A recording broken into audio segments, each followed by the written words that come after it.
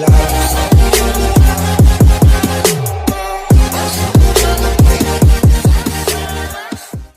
11th class, कैसे हो बच्चों आप सभी। मैं उम्मीद करती हूँ आप सभी अच्छे होंगे। बेटा अपने पहले की वीडियो में हमने क्या किया था, अपनी जो आरो भाग 1 है उसकी जो हमारी 4 कविता थी वे आँखें, जिसके हमने 5 भाग पढ़े थे, यानी उसके आधे हिस्से को हमने पढ़ा था। आज हम उसके आधे हिस्से को पढ़ेंगे। इस पोएम में हमने क्या पढ़ा था कि एक किसान के ऊपर कैसे जैसे हमारे ज़मींदार वर्ग हैं, कैसे उनका अत्याचार करते हैं, कैसे उनका शोषण करते हैं, कैसे जैसे उनको अगर उनके पैसे वो उनसे पैसे लेते हैं तो कर्ज अपना वसूलने के लिए वो उनका घर, उनका परिवार सब कुछ तोड़ देते हैं, सब कुछ बिखेर देते हैं। जैसे में किसान के बारे में बताया गया था कि इसमें क्या होता है, किसान के बेटे को मार दिया जाता है जवानी में ही। उसके करिंदों यानी उसके अत्याचार करते हैं तो महाजन के जो व्यक्ति होते हैं वो उसे मार देते हैं। तो अपना ब्याज वसूलने के लिए जो महाजन होते हैं वो क्या करते हैं, उसके बैल, उसकी जो गाय, उसके सब कुछ उसको बिकवा देते हैं, सब कुछ गिरवी रख देते हैं। तो बेटा अब इससे हम आगे अपने 6 पार्ट से पढ़ेंगे। उजरी उसके सिवा किसे कब। उजरी यहाँ पर जो किसान के पास एक गाय है उसका नाम है उजरी। उजरी उसके यानी किसान के सिवाय किसे कब पास दुहाने देती। दुहाने होता है दूध निकालने के लिए। इसमें कवि कहता है कि जो किसान के पास जो गाय है उजरी, वो किसान के अलावा अपने पास दूध निकालने के लिए किसी को नहीं आने देती थी। अह आँखों में नाचा करती उजड़ गई जो सुक्की खेती। अह यानी वह आँखों में नाचा करती है। किसकी आँखों में नाचती है, किसान की आँखों में नाचती रहती है जो उसकी सुख की खेती उजड़ गई है।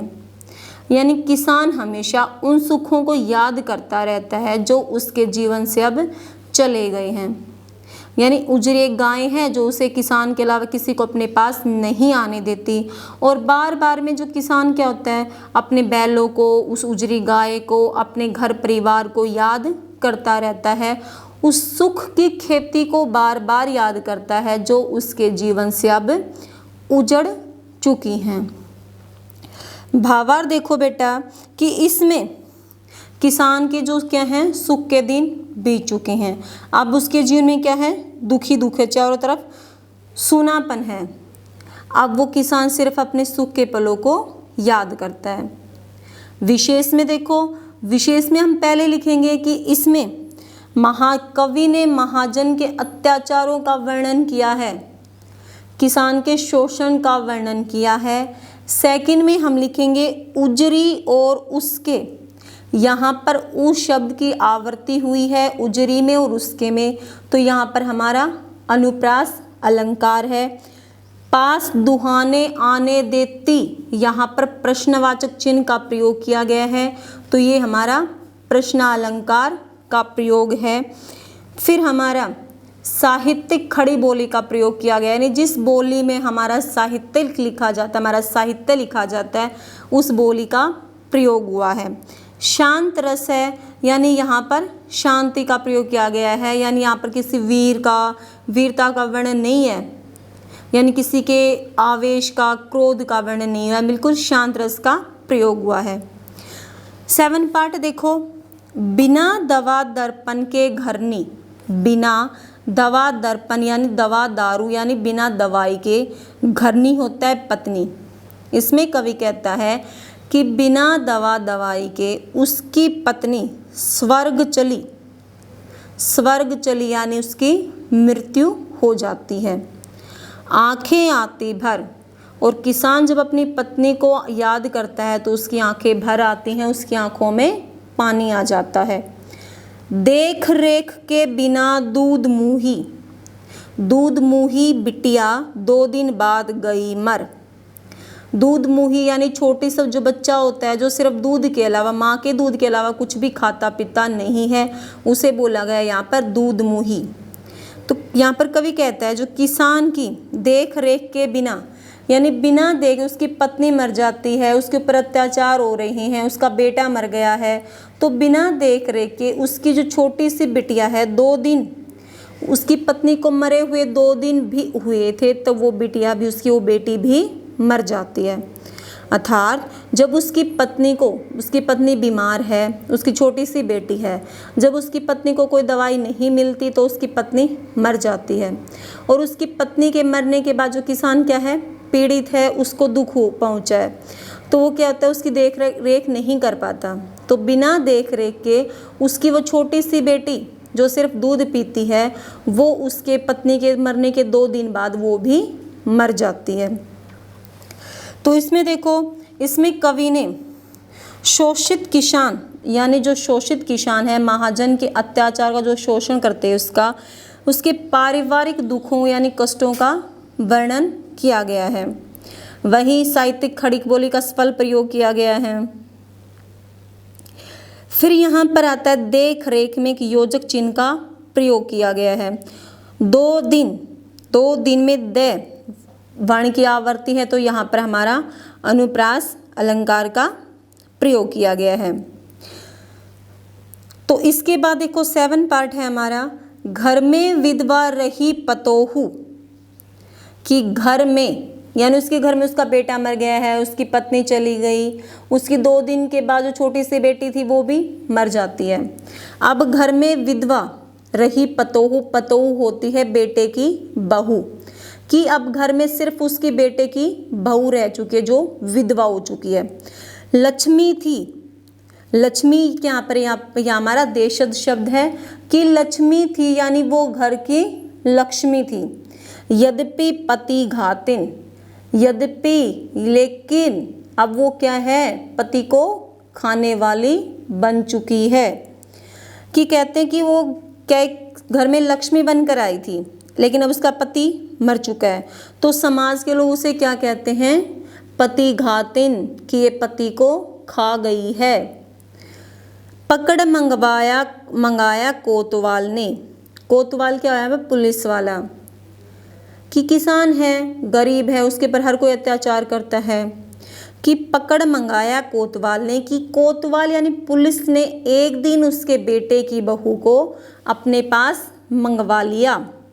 डूब कुएं में मरी एक दिन, और अपनी यानी अपने चारों तरफ वो क्या सोचती है कि उसके ऊपर एक कलंक लग चुका है, कि कोतवाल उसे बिना कुछ कहे उसे अपने पास बुला लेता है। पुलिस वाला होता है वो उस बहू को अपने पास बुला लेता है, और जो बहू होती है वो सोचती है मेरे ऊपर एक कलंक लग चुका है, और वह एक दिन कुएं में डूबकर मर जाती है। तो खुद देखो बेटा पर कितने अत्याचार होते हैं, कि घर में भी विधवा पतोह रहती है, कि पहले ही वो विधवा हो चुकी है, उसका सहारा क्या है, खत्म हो चुका है, उसके जीवन का आसरा खत्म हो जाता है, क्योंकि एक स्त्री के लिए ससुराल में उसका पति ही सब कुछ होता है, उसके बिना उसकी देख रेख कोई उसे नहीं पूछता। तो पहले उसके ऊपर इतना ज़्यादा कष्ट होता है कि उसका पति मर चुका है, वो विधवा हो चुकी है। लेकिन जो समाज हमारा क्या है, वो यदि उसका पति जीवित हो तो क्या है, वो जब उसकी शादी होती है वो लक्ष्मी होती है घर की, बोलते ना कि घर की लक्ष्मी है। लेकिन जब उसका पति मर जाता है तो इस संसार वाले क्या बोलते हैं कि ये पति घातिन है, इसने अपने पति को खा लिया है। और फिर क्या है, एक पुलिस वाला होता है उसे अपने पास बुला लेता है, और अपने उस कलंक को वो सह नहीं पाती, और एक दिन वो बेटे की बहू भी कुएं में डूबकर मर जाती है। इसमें भी वही है बेटा, यहाँ पर हमारा कि साहित्यिक खड़ी बोली का प्रयोग किया गया है, किसान के अत्याचारों का वर्णन किया गया है, एक स्त्री के बारे में बताया गया है। आगे पहरे में देखो, खैर पैर की जूती जोरू, इसमें जो किसान है वो अपने बहू के मरने के बाद सोचता है कि खैर कि चलो कोई बात नहीं, पैर की जूती जोरू, जोरू होता है पत्नी, कि पत्नी जो होती है वो पैर की जूती होती है। बेटा ये हमारे समाज में अब नहीं है, पहले के लोग इस बात को ज़्यादा मानते थे कि जो पत्नी होती है वो पैर की जूती होती है, उसे सिर्फ हमेशा पैरों में रखा जाता है, उसे बराबर का दर्जा नहीं मिलता। लेकिन आज तो स्त्री बराबर का दर्जा इनको मिल चुका है, क्योंकि स्त्री पहले उनको घर से बाहर नहीं निकाला जाता था, वो सिर्फ पर्दे में रहती थी, हमेशा घर में ही रहती थी। लेकिन आज में क्या है, हमारे जो घर की औरतें बाहर काम करने के लिए जाती हैं, पुरुषों के मुकाबले काम करते हैं, कहीं ना कहीं उनसे ज़्यादा वर्क करती हैं, घर का वर्क भी करती हैं, बाहर फील्ड में भी जाती हैं अपना वर्क करने के लिए। तो इसमें किसान कहता है कि खैर पैर की जूती जोरूं, कि कोई बात नहीं, पत्नी तो क्या होती है, पैर की जूती होती है, न सही एक दूसरी आती, कि चलो एक नहीं सही दूसरी आ जाएगी। कि कैसे कहते समाज में किसान क्या कहता है कि पैर की जूती होती है जोरू, तो मान लो आज वो एक मर गई है तो कोई बात नहीं है, दूसरी ले आएंगे। पर जवान लड़के की शुद्ध कर, पर अपने जवान लड़के की शुद्ध कर यानी उसके बारे में सोचकर सांप लौटते फटती छाती, यानी उसकी छाती फटने लगती है, उसके कलेजे पर सांप लौटने लगते हैं। कि वो औरत को तो पैर की जूती समझ लेता है कि कोई बात नहीं, चलो ये मर गई तो अगर मेरा बेटा होता तो हम दूसरे ले आते। लेकिन जवान लड़के की शुद्ध कर, लेकिन वो अपने जवान लड़के के बारे में सोचता है कि कैसे उसे मार दिया गया, मेरे जीवन का इकलौता सहारा मुझसे छीन लिया गया। सांप लौटते फटती छाती, जो उसको वो याद करता है तो उसके कलेजे पर सांप लौटने लगते हैं और उसकी छाती दुख के कारण फटने लगती है। आगे देखो, पिछले सुख की स्मृति आंखों में क्षण भर एक चमक है लाती, कि पिछले सुख की स्मृति, कि जो पिछला जो सुख होता है किसान के, जो उसके बेटे बहू होती है, उसकी पत्नी होती है, उसकी बेटी है, उसका बेटा है, वो कैसे अपना खुशहाल जीवन जीते हैं, कि पिछले सुख की स्मृति यानी उसकी यादें उसकी आंखों में एक क्षण के लिए यानी कुछ समय के लिए आंखों में चमक ले आती हैं, यानी उसके होठों पर क्या हो जाती है, मुस्कुराहट आ जाती है। कहते हैं ना कुछ ऐसी चीज़ें खुश हो व्यक्ति तो उसकी आंखें बता देती हैं कि व्यक्ति कितना खुश है, लेकिन किसी दुखी व्यक्ति की तो आंखें ही बोलती हैं। तो कहता है कि जब किसान अपनी पुरानी बातों को याद करता है तो क्या कहते हैं, उसकी चमक उसकी आंखों में आ जाती है।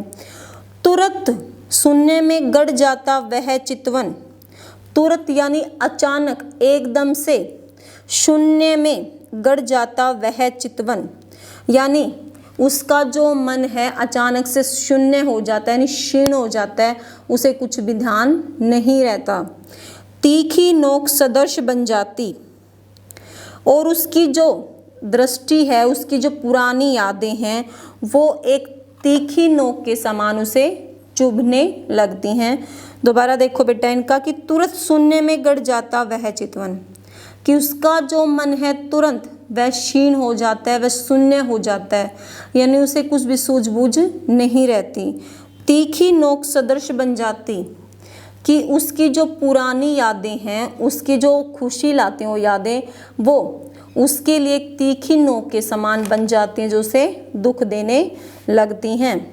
तो बेटा इसमें कवि ने किसान की मनोव्यथा, उसकी दीनता का वर्णन किया है कि कैसे उसका मन पुरानी बातों को याद करके दुखी हो जाता है। इसमें कवि ने शब्द चयन का अच्छी तरह से प्रयोग किया है, यानी कहाँ पर किस प्रकार के शब्दों का प्रयोग होना चाहिए उसका प्रयोग किया गया है। साहित्यिक खड़ी बोली का सफल प्रयोग किया गया है। लास्ट में देखो, तीखी नोक सदृश, यह मैं हमने पढ़ा था ना, अलंकार में पढ़ा जाता है कि सा से सी सम समान सदृश, जहाँ पर ये शब्द आते हैं वहाँ पर हमारा उपमा अलंकार होता है। तो इन लाइनों में हमारा क्या है, उपमा अलंकार का प्रयोग किया गया है। तो बेटा ये थी हमारी 4 कविता वे आँखें, जिसमें कवि सुमित्रा नंदन पंत ने एक कवि के बारे में, किसान के बारे में बताया है कि उस किसान के जीवन में सब कुछ होता है, लेकिन वो कर्ज लेता है तो अपने पैसे वसूलने के लिए महाजन क्या क्या करते हैं, उसके बेटे को मरवा देते हैं, उसके बैलों की जो जोड़ी होती है, उसकी उजरी गाय है, उन सबको वो बिकवा देते हैं। बिना दवा दवाई के उसकी पत्नी मर जाती है, उसकी जो छोटी सी बेटी होती है बिना देख रेख के वो भी मर जाती है।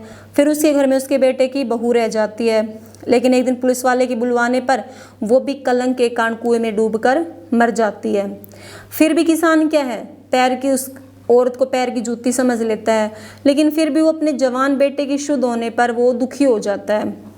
और हमेशा किसान कि आंखों में जो पुरानी बातें याद आती हैं उससे तो आंखों में चमक आ जाती है, लेकिन बाद में वो किसान सोचता है कि ये यादें उसे एक नोक के समान लगती हैं जो उसके जीवन में अब चुभने लगते हैं। तो थैंक यू बेटा।